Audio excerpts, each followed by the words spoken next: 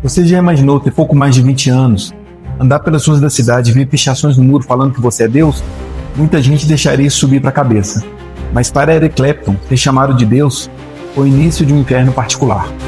Hoje você vai entender como um homem que revolucionou a guitarra, passou a vida fugindo do próprio sucesso, enfrentou perdas devastadoras e transformou a maior dor que o pai pode sentir numa das mais belas canções da história.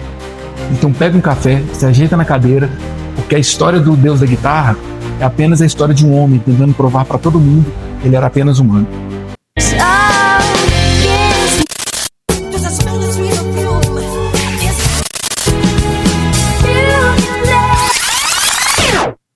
Meu nome é Matheus Figueiredo. Te convido a vir comigo novamente nessa jornada além do espelho. Para entender a história de Eric Clapton, a gente precisa voltar na Inglaterra no pós-guerra, na pequena cidade de Ripley. Ele nasceu em 1945, mas a sua infância foi cercada de segredos. Ele passou grande parte da infância acreditando que seus avós maternos eram seus pais e que sua mãe era sua irmã. Mas quando ele descobriu a verdade, o chão desabou sob seus pés. Ele se transformou em um garoto tímido, introspectivo e cada vez mais isolado, até que um dia ele conheceu o blues americano. Enquanto a maioria dos jovens da sua idade ouvia pop que tocava nas rádios da Inglaterra, ele gostava de ouvir B.B. King, Fred King e Muddy Waters. Ele ganhou uma guitarra simples, difícil de tocar, mas passava horas tentando tirar o som daqueles artistas que ele tanto admirava. Tocar guitarra se tornou uma obsessão e essa obsessão transformou a sua vida. Ainda muito jovem, ele chamava atenção pela intensidade e a precisão com que tocava. Então foi convidado para integrar os Yardbirds, banda que nós falamos no último vídeo, que fez parte também do Jimmy Page. Mas infelizmente, ou felizmente, o casamento durou pouco. Quando a banda começou a fazer um som mais pop com a música For Your Love, Eric Clapton percebeu que o som da banda estava se distanciando do blues que ele tanto amava. Então ele deu um jeito de sair fora.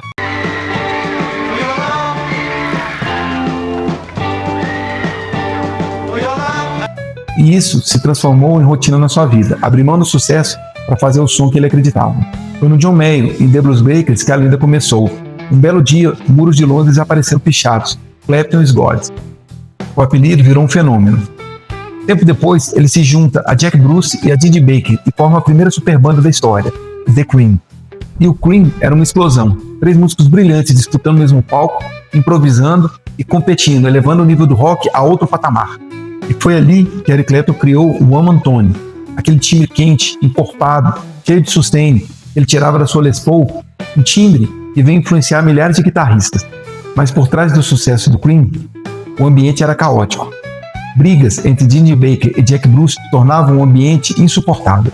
E Eric Clapton estava cansado de viver sob pressão, cansado da idolatria e cansado de viver sobre um pedestal. E com o fim do Cream, ele teve uma breve passagem pelo Blind Faith.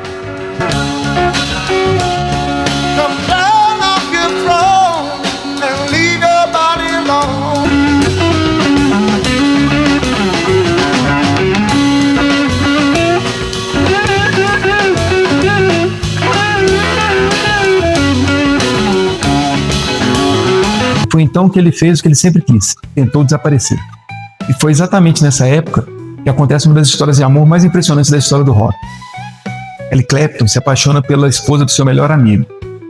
E não era qualquer amigo, era George Harrison dos Beatles. E a mulher era Pattie Boyd. Consumido pela culpa, pela paixão e pela frustração de viver um amor impossível, ele canaliza toda a sua força para a música. Para fugir da imagem de astro, ele passa então a adotar um outro nome, Derek. E é aí que surge a banda Derek and the Dominos. Dessa turbulência emocional, nasce um dos maiores discos da história do rock, e principalmente Leila. Inspirada em um antigo poema persa sobre um amor impossível que leva à loucura, a música soa exatamente como esse sentimento. O riff de abertura é clássico e soa como um grito desesperado. O som da guitarra transmite muito desespero. Depois, quase sem aviso, tudo muda. Entra num piano delicado tocado por Jim Gordon. Um solo de guitarra com slide executado por Duane Allman, que integrava a banda Derek and the Dominos, e uma banda também conhecida como The Allman Brothers Band. Essa parte da música soa como se toda aquela explosão emocional desse lugar a um grande vazio depois de toda aquela tempestade. É uma das transições mais belas da história do rock.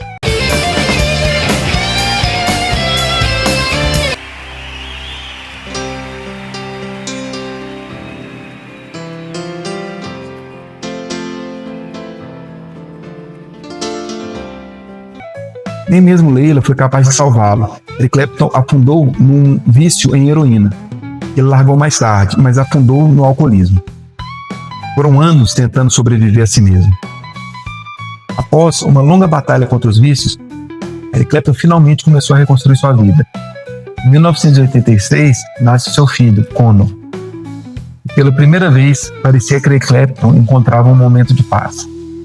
Ser pai transformou completamente a sua vida, mas infelizmente, essa paz durou pouco. No dia 20 de março de 1991, Conor cai no 53º andar de um prédio em Nova York, uma tragédia capaz de destruir qualquer família. Clapton ficou totalmente devastado e recorreu à única linguagem que ele conhecia, a música. Ao lado do compositor Will Jennings, ele compõe Distant Heaven, Lágrimas no Paraíso.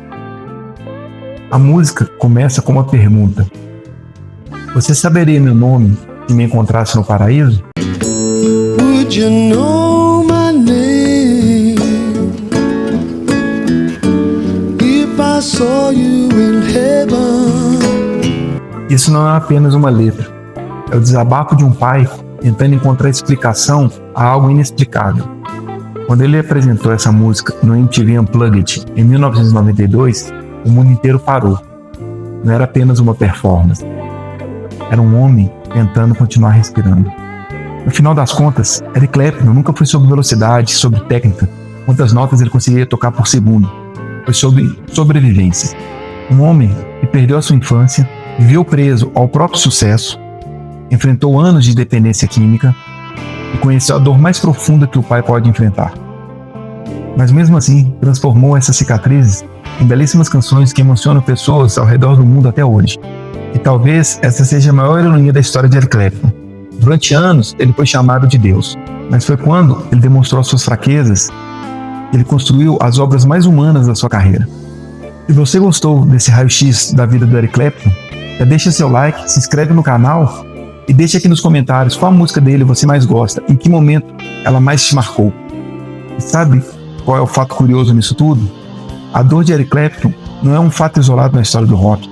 E como toda grande história sempre puxa outra, anos mais tarde, um jovem chamado Ed Vedder transformou traumas profundamente pessoais em belas canções que atravessaram gerações. E talvez nenhum disco tenha feito isso tão bem quanto tem do Pearl Jam. Mas essa é uma história pro vídeo da semana que vem. Meu nome é Matheus Figueiredo e te agradeço por ter vindo comigo em mais essa jornada além do espelho.